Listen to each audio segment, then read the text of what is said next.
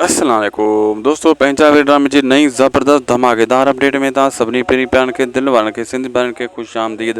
अॼु रिव्यू कंदासीं mega soap serial पंहिंजावेरी, जंहिंजा अचण वारा एपिसोड ज़बरदस्त थियण वारा आहिनि। चाकर खान ऐं अकबर खान जी दुश्मनी जा तव्हां एक्शन भरपूर ॾिठा, पाण में हिन जी वेड़ बि ॾिठी ऐं जाबर जूं शैतानगिरियूं बि ॾिठियूं, रुंडे जूं शैतानगिरियूं बि तव्हां ॾिठियूं।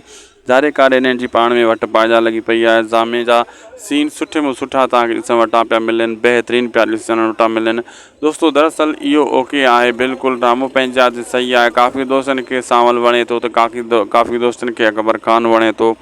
हर कंहिंजी पंहिंजी पसंदीदा पसंदि आहे, लेकिन सभ खां बहितरीनु सांवल बि किरदारु सुठो अदा करे पियो ऐं अकबर खान बि।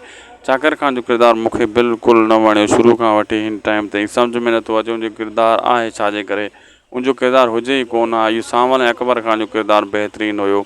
बहरहाल ड्रामे लिखण वारनि जीअं लिखियो आहे। दोस्तों हिकिड़ो ॿियो ड्रामो बि लॉन्च थियण वारो आहे, जंहिंमें साईं निसार शाह बि आहे, ॿिया वॾा वॾा अदाकार बि आहिनि। उनजी शूटिंग लगातार हली रही आहे। उहो तमामु जल्द उनजो नालो बि तव्हां सां शेयर कंदासीं। उहो बि सिंध टीवी वारनि जो मेगा सोप सीरियल आहे।